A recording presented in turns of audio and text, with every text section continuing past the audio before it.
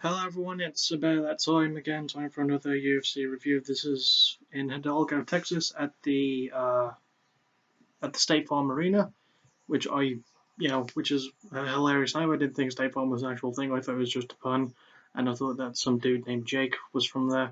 My name is Jake, but I'm not from State Farm. But yeah, it's the first one in Hidalgo, Texas. Obviously, my name is Dustin Poirier versus Michael Johnson. Before I get to that, I am going to address something quick. Tomorrow, I'm going to film the first half of my first episode of Backtracking, which is about the band Project A6. Really excited for that. I just decided, you know what, screw it. I would do it today, but obviously, I've got a UFC thing to record, so I'm going to do it tomorrow. It's hopefully going to be out uh, by tomorrow. So yeah. Also, if it appears as though things are moving slowly, I think it might just be because of the updates. I think it might just be this recording before I actually upload it onto YouTube. But it looks like everything I do is delayed by 1 second on the camera. So if I move my hand like that, it looks a bit slow to me. It never really. I don't remember having this problem on my old, well, not my old laptop, because my old laptop sucks. But before the updates, which I had to do today, there were a lot of them, by the way. But I've rambled on long enough. But yeah, I hope the news of backtracking excites you. If it doesn't, I don't really care. And yeah, let's get to the fights. So our first fight is between two making their big debut at the big MMA show, or biggest MMA show. It's Joey Gomez against Jose Alberto Quinones. Both of their surnames rhyme, but Quinones is actually from Mexico. Joey's American. It's very weird. Anyway, first first fight on the prelim card. Very very good fight. Very close. Could have easily been a decent pick for fight of the night. I think they both showed a lot of promise. Quinones won by decision by unanimous, if I'm not mistaken. Yeah, a pretty decent fight all in all. A lot of good striking showcased. Personally, I think Quinones won definitely with his takedowns and his leg kicks as well. His leg kicks were probably his best tool in the entire fight. It was a really good fight. Good showing from two newbies in the company. So I look forward to seeing more of that. Then is the next fight between Antonio Carlos Jr., who has been very much making a tear, against Leonardo Augusto Guimarães. Brazilians have weird names. Anyway, Carlos Jr. won by submission late in the third round. I don't remember much of the fight besides the fact that he won late in the third round. I think he was going for that submission quite a lot, and he only finally managed to sink in like at very very late. So like I mentioned, I don't remember the fight too well. It was okay. It wasn't the most exciting fight. It ended in a finish, but kind of a later one. That reminds me, dramatic finishes are kind of a theme of this entire card. So strap yourselves in, folks. Next up was Bilal Muhammad, who I think I covered in a UFC event a couple of months ago, maybe, against Augusto Montano.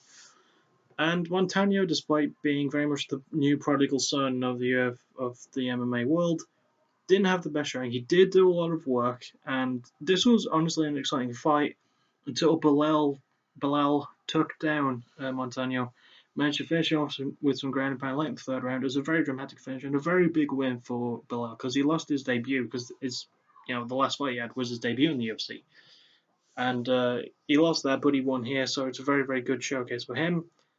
Montano's record is at 15-3, so I think he could afford a loss at this point.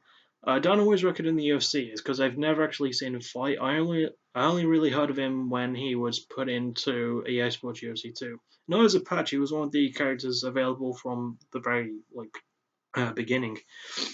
So yeah, you can even pick his hairstyle if you create fire on that, which is weird. But anyway, it was a really really good fight, really good showing from Muhammad. I think he definitely needed the win. So yeah. Next up was another newbie, or at least I hadn't heard of him before in my fight in the UFC. I don't remember too much. Gabriel Benitez against San Cecilia, who is a fighter I'm quite a fan of, even though he's not the best, sadly. The first round was actually fairly even. Benitez was landing some amazing leg kicks, absolutely amazing leg kicks. Cecilia replied with his own stand-up. He's got really, really good punching, really good power in his hands. The first round, kind of even. I would give slow edge to Cecilia, and then 1 minute 20 seconds into the second round, Benitez managed to lock in a guillotine choke against the cage, and It was a really high elbow one as well. Like you could see how high the left elbow was, and it was very brilliantly done. It was a technical submission as well, which I always enjoy. I don't know why I enjoy seeing fighters actually choke out. I would rather see them go to sleep from being choked out than see an arm or a leg break from a hold on those.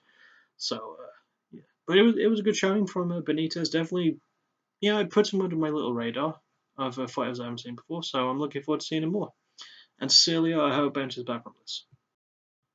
And thus we move on from the prelims to the main card, as Chaz Skelly took on Maximo Blanco, and Skelly won in 19 seconds with an anaconda choke that choked out Blanco. And holy crap, it was just really fast because Blanco has a habit of when he starts fights or starts rounds, he goes mental. Skelly caught onto that, landed a flying knee takedown combo, just went right for the choke, turned it over, got it, and Blanco was out in like 19 seconds. It was like, what? You know, that was like Ronda Rousey style fast finish. You know, that was like her countering that flying knee into that armbar when she fought Kat Zingano. It was that insanely amazing. It was really, really fun. Skelly got a well-deserved performance of the night bonus for it. So, yeah, well done him. Not a really good showing for Blanco. He hasn't had the best run lately, so, yeah. Next up is the fight between, who was it between? I forgot for a second. Islam Makhachev and Chris Wade. Islam Makhachev, uh, well, it's kind of worth saying he fights very similar to Habib Nurmagomedov, who he had in his corner in the fight. And yeah, just a very aggressive stand-up and wrestling mixed style, which I really enjoy seeing from Nurmagomedov. It seems to be prevalent in Makhachev as well. He managed to beat Chris Wade fairly easily. I don't remember a whole lot of the fight. There's a couple of fights I don't remember a whole lot of, so you'll have to forgive me. Uh, but yeah, it was a very decent showing from Makachev, and excuse me for a second, I had to crack my knees. And yeah, it was very nice to see him. I think it was the first fight I've seen him in. I don't know if it's his first fight in the UFC, so we'll have to wait and see. And Chris Wade, who normally does really well for himself, I hope bounces back from this. Next up was what was probably, in my opinion at least, the most forgettable fight. Kenny Robertson against Ron Cornero. Cornero won by split decision, and it was okay. They both had really good grappling and really good submission attempts and stuff, but it was just kind of a boring fight in my opinion. There really wasn't a whole lot going on at points, and it just made me go, eh. So yeah, it was a good enough showing from Robertson, like not good enough for him to win, sadly. So yeah. It was my least favorite fight in the entire card, and I think Conrado won though, so that's good. I have nothing more to say, so I'm just going to move on.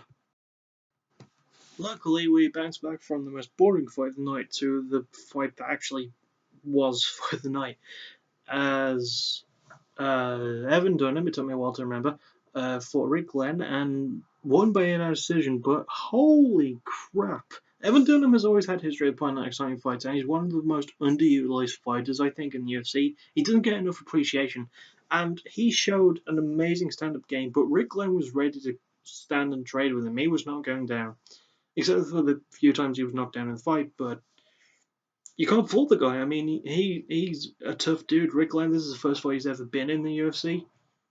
It was a really amazing showing for him, even though he lost. And Evan Dunham is always an exciting performer. I always enjoy watching him. So yeah, it was a really, really good fight. Like great stand up, really good submission attempts here and there from what I remember. Very, very well done. Very well done. Very well done indeed. Next up is the co-main event between Uriah Hall and Derek Brunson, who 3 years ago, I would have considered Brunson to be quite possibly the most boring bastard in the entire UFC. Before Jared Rosholt came along, of course. Then he won very, very quickly, like a minute 40 into the first round, after he landed a brilliant left-hand counter to knock out Uriah Hall. I think that's the first time Uriah Hall has ever been knocked out, and not only that, but it's the fourth knockout finish in a row for Brunson. a guy who I don't like very much has been on a tear with his finishes. So, my apologies to Derek. I horribly underestimated him. I'm going to keep more of an eye on him. And Uriah Hall, I don't know, he hasn't had the best record since he joined the UFC. It's fair to say that his star has fallen at this point. He needs to bounce back in a really big way. He hasn't had the best run in the company so far, in my opinion. So, yeah. But really good showing from Brunson.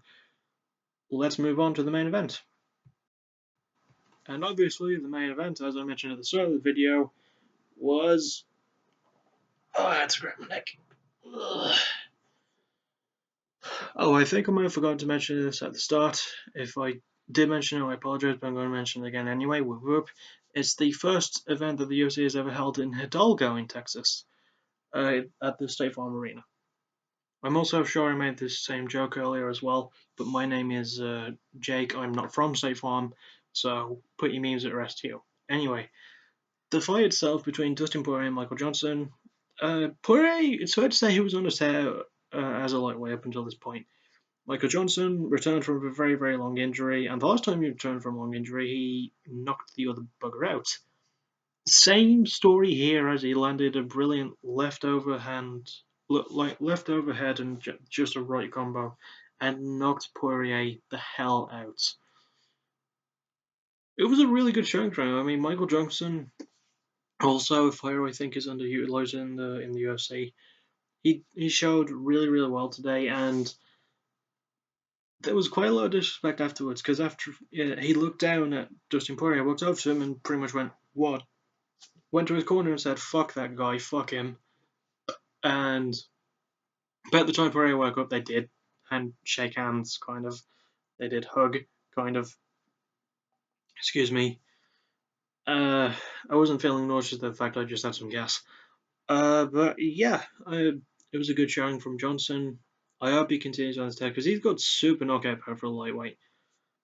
And I hope Dustin bounces back because I quite like Poirier a lot. Oh, that's all I can think of to say, except for I'll see you tomorrow for the first ever half of my first episode of Backtracking. Yes, it is two halves because Project A6 have a lot of albums out. They're not the only band with that many albums I'll do, rest assured. But yeah, I'll see you all tomorrow. Take care and have fun. Bye.